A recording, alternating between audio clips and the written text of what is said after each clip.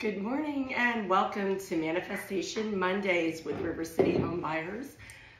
This morning, I really want to start out with a saying that I know you've heard many times in your life, which is whether you believe you can or whether you believe you can't, you're right.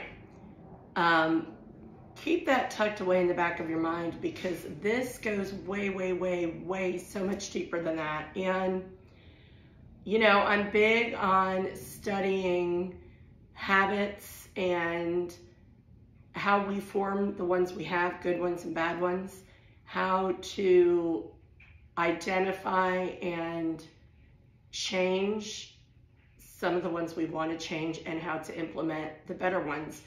And whether it's James Cleary and Atomic Habits or Ed Mylett and talking about the power of one more and making that one more effort. And I've also been a huge fan and advocate of Mel Robbins, and I listen to her podcast pretty much every morning.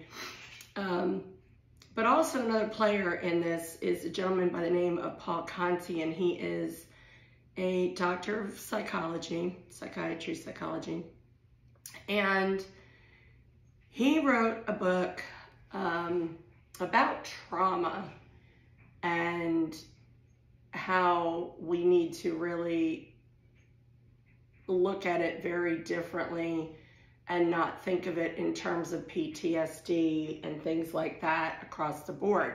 But setting aside that terminology, I was listening to a podcast this morning where it was really about the inner voice and how we have an inner voice that we recognize and realize, and sometimes it's a great inner voice and, you know, we're giving ourselves that pep talk, and sometimes we identify a little bit of a negative inner voice and we stop ourselves and kind of redirect. But this is the inner voice that maybe we don't even realize that we have. And it's just incredible. He talks about an actual physiological disorder that is extremely rare, but he treated a gentleman for this several years ago. And this gentleman, wrap your head around this, actually believed he was dead. Let me say that again. The man actually believed that he had died and was walking around society or real life. Very strange concept, but this is a actual real disorder that people can have. And so when he would go to the doctor and the doctor would listen to his heart with a stethoscope, the man would laugh because he was like, why are you listening to a dead man? Yet, I don't know. So at any rate, the discussion went into if as human beings, a person's brain, and this gentleman was not like schizophrenic or anything. He didn't have some predisposed condition. So let me just put that out there. If the human brain could actually, in a person, go so far as to make that person actually believe they had died, physically died, and were still walking around the world, what other power does our brain have the capability of doing in the way of sabotage?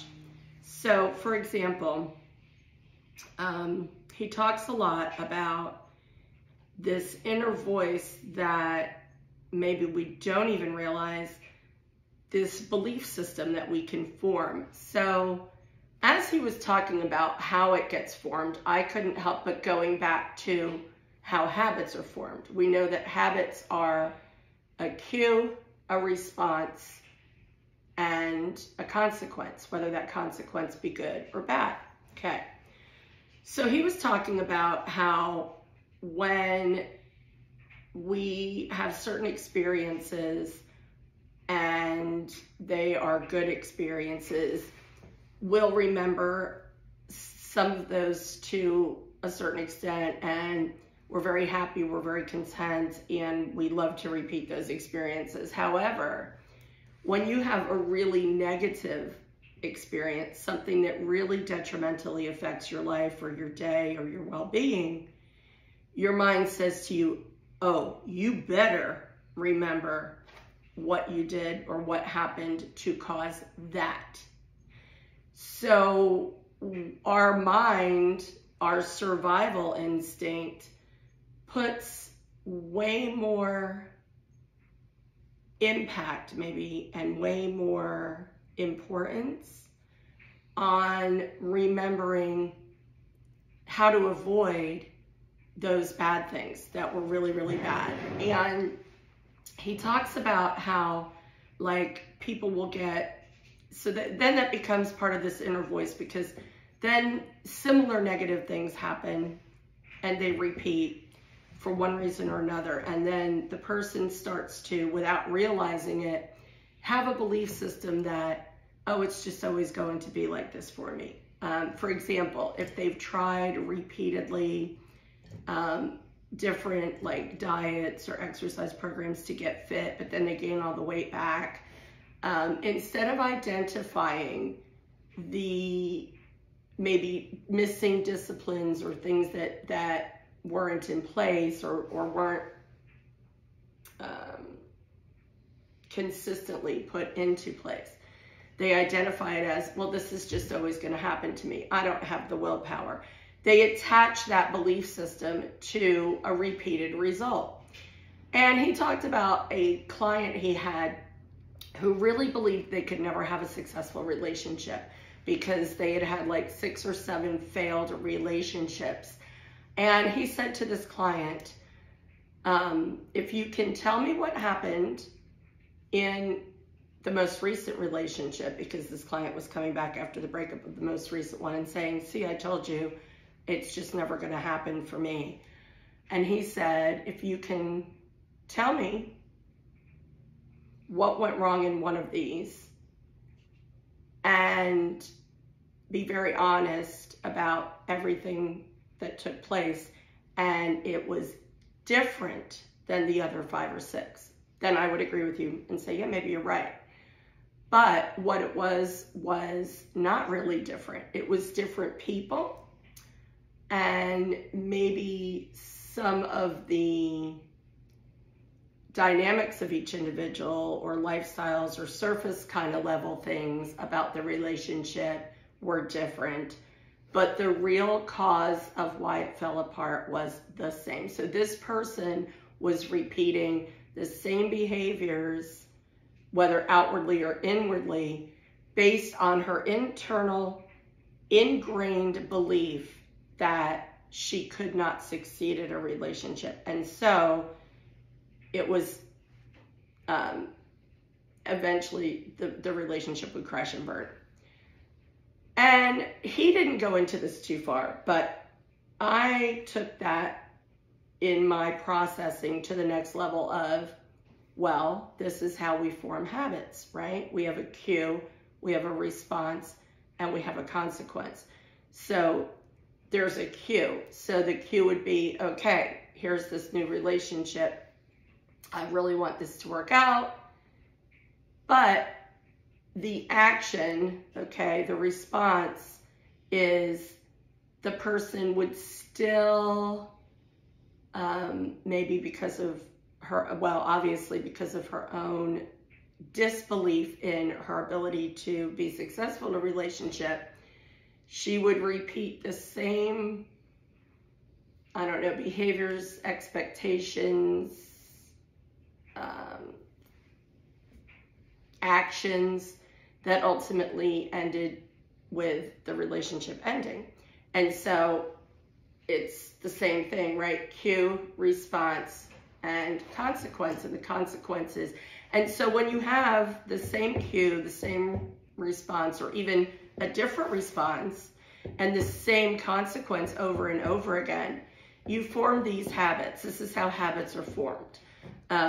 Good ones, bad ones, conscious ones, and subconscious ones. So she had formed a habit of sabotaging these relationships. So now we go back to this inner voice thing and the negative and why it's so predominant. Obviously, this has happened repeatedly, and so now she's got an inner voice that really has confirmed just one more time that this is something she's never going to be able to do successfully. So now let's add the next layer. If this inner voice is just running through, and it's always attached to something that you really, really want to do and be successful at, but for some reason you're just not getting there. And you have to be able to recognize that deeper voice and reject it, shut it down. That's very difficult if it is at such a deep-seated psychological level and like subconscious level that you don't even realize that you're saying this to yourself. And so if you apply this to your business growth or even your personal growth, maybe there is this hidden inner voice that comes from some repeated failures in an area that you desperately want to be very successful at. And as much on the forefront as you might say, I can do this, I'm going to do this, this is da da da da da, subconsciously, you really don't believe you can. And if that's true, how much underlying frustration and an attitude of utter frustration would that cause in a person's disposition and personality and attitudes? And I know that most people form the biggest part of their personality very, very young in life, but I'd venture to say a lot of it can change, a lot of it reforms in adulthood when we start to address all of these things that we have not only allowed, but literally bought into and had them sabotage us. So the message for you in all of this week is when you feel a sense of frustration as you're trying to accomplish or something kind of doesn't go the way that you really wanted it to go, if it's a momentary like, oh, yep, I wouldn't give too much attention to that. But if it's something where you're like, oh, again, or oh, I can't believe, here we go again, or yep, knew this was going to happen. If that kind of thought enters your mind, this is where you got to implement that Mel Robbins 5-second countdown. 5, 4, 3, 2, 1. No, we're not going to approach it this way. It's not, oh yes, this is going to continue to happen.